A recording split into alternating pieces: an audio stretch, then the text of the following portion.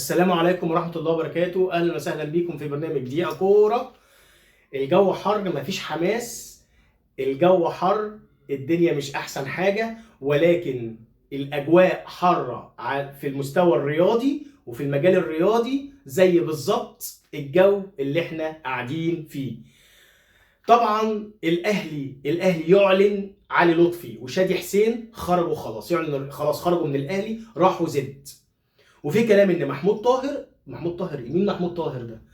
في ان محمد طاهر او طاهر محمد طاهر خرج او هيخرج من النادي الاهلي على حتتين. ممكن لا، مش على حتتين، مش واحده رجل وواحده ايد، لا. يا اما يعني يا النادي ده يا النادي ده، مين ده ومين ده؟ يا اما زد، يا اما الصفقه اللي بيتكلموا عليها الزملكاويه كتير وعمالين يقولوا صفقه اللي هتضايق الاهلاويه ومش هتضايق الاهلاويه، ان ممكن يكون الصفقه دي للزمالك. ده بعد استغناء الاهلي عنه. ده الكلام اللي بيتقال.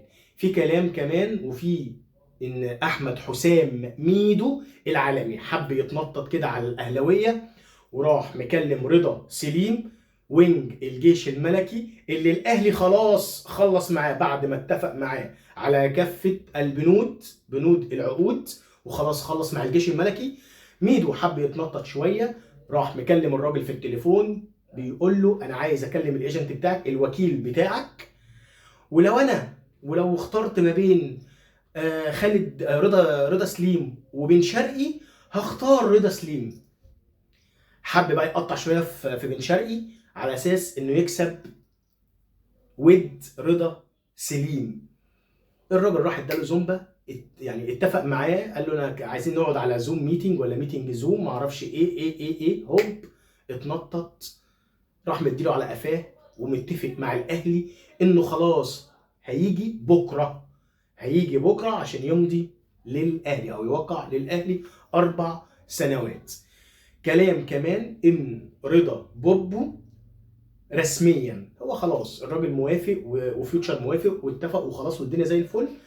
خلاص رضا بوبو في بيراميدز، زائد صفقة مهند لاشيني اللي اصلا خارج من بيراميدز، وكمان محمود مرعي في بيراميدز بيعمل ميركاتو محترم.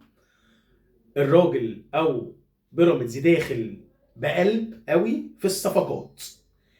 وكمان الزمالك مخلص مع محمد شحاته بتاع طلائع الجيش اللي هو بتاع المنتخب الاولمبي، لاعب مميز. وكمان محمود صابر الواد الشويط ده اللي في بيراميدز اللي بيشوط بيمينه وبشماله، محمود صابر راح اعاره للرجاء. كمان تعال نتكلم على الزمالك وصياح الزملكاويه بعد الفوز برباعيه. طبيعي تكسب، طبيعي اكسب، ده انت بتلعب الاتحاد المنستيري. والله لو الاتحاد السكندري كان لعب احسن من كده. الاتحاد المنستيري تكسبه برباعيه. وعايز اقول لحضرتك ان الزمالك ملوش كتالوج، ملوش توقعات. ليه ملوش توقعات وملوش كتالوج؟ الزمالك بيكسب المقاولين 6-1، بيخسر بعدها 4-1 من الاهلي. الزمالك في الشوط الاول بيلعب فاركو 2-0 للزمالك، هوب 2-2 بريمونتادا، كانك بتلعب الريال مدريد بيلعب الزمالك، عمل ريمونتادا 2-2 وكان هيكسب 3-2. فالزمالك ملوش كتالوج. الخطه اللي بيلعب بيها اوسوريو بتمنحك فرص كتيره قوي للهجوم، ولكن متوقفه على حاجتين: استغلال المهاجمين ولاعيبه الزمالك للفرص، زائد متوقفه على الفريق الخصم اللي الزمالك بيلعبه. الزمالك لو بيلاعب فريق قوي يجيد التحولات، فالزمالك هيتأذي كتير وهيخسر كتير. ولكن هي متوقفه على كواليتي اللعيبه اللي بتلعب مع الزمالك او بتلعب في الزمالك انها تخلص الفرصه تخلص من انصاف الفرص. الزمالك بيجي له فرص كتير ولكن ما بيعرفش يخلصها، وممكن تترد عليه بجوال كمان. ده الزمالك. تعال نتكلم شويه على فكره مقومات البطوله. عشان تكسب بطوله محتاج 3 حاجات: اداره قويه، ومنها طبعا الالتزام يعني النظام والالتزام وكل الكلام ده تحت الاداره، تحت بند الاداره. الحاجه الثانيه القدره الماليه، القدره الشرائيه للاعيبه الكوره. والحاجه الثالثه الجماهير. مين اللي يتواجد عنده الثلاث عناصر دول او الثلاث عوامل دول؟ تعال نمسك كده من فوق لتحت. الاهلي، او تعال نتكلم عن من تحت لفوق. بيراميدز عنده قدره شرائيه قويه جدا، عنده اداره كويسه ممتازه، عنده جمهور، لا عندك حوالي 3 4 تنفار بيشجعوا، وجزء من جماهير الزمالك بيشجعوا بيراميدز ساعه ما بينافس الاهلي. طيب تعال نتكلم على الزمالك عنده جمهور ماشي، عنده اداره على الله، عنده قوه شرائيه. الزمالك مفتوح له حساب للتبرع، انك تتبرع له.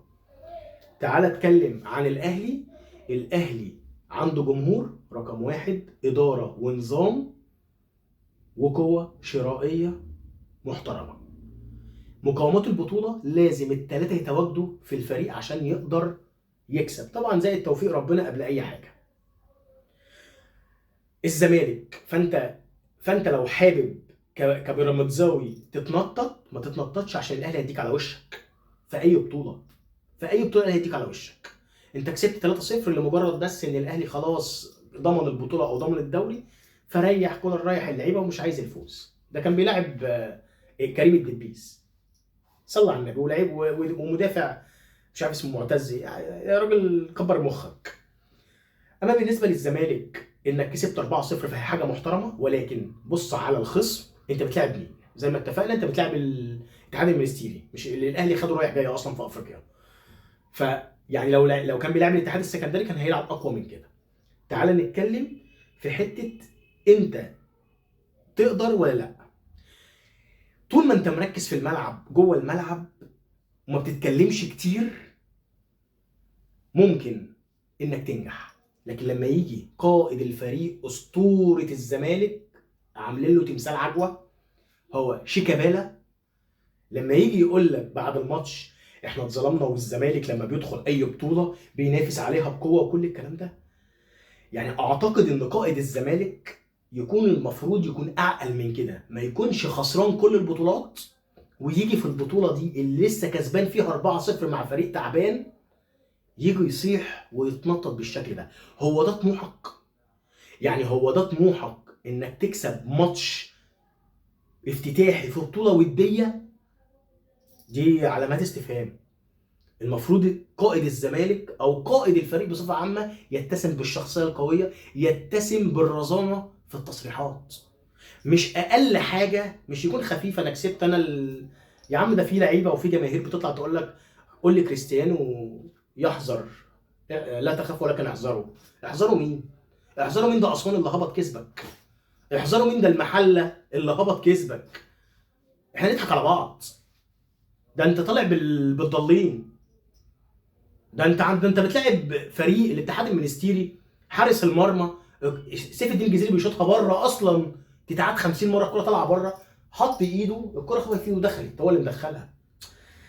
يا ريت يا جماعه افرح وفوز وتنطط، ولكن بعقل، عشان احترم عقليتك، عشان حتى لما اجي اكلمك ابقى فاهم العقليه اللي قدامي، ان واحد بيقول كلام مش على الفاضي اقدر اتناقش معاك. مش انا فاهم ان اللي قدامي ده بليله، اللي قدامي ده بليله حرفيا. ده انت كسبان الاتحاد المنستيري، ده لسه قدامك الشباب، اكسب الشباب ماشي يا عم، اكسب النصر يا عم ماشي، مفيش مشكله، اكسب البطوله 6 مليون دولار هيطلعوك من الفقر اللي انت فيه، حلو. شد حيلك عشان تكسب، شد حيلك، ما تركزش في الكلام، ركز في الافعال جوه الملعب، وان شاء الله ربنا يكرمك. وزي ما كابتن محمود ابو الدهب قال لك اتمنى ليهم التوفيق ويعملوا عمره ويرجعوا. ايه المشكله؟ على فكره ده مش قصف جبهه ولا حاجه، تعمل عمره بعد المجموعات، تعمل عمره في النهائي، مش هتفرق كتير، المهم انك زرت السعوديه وتعمل عمره. بكده تكون انتهت حلقتنا، اتمنى الحلقه تنال اعجابكم، والسلام عليكم ورحمه الله وبركاته.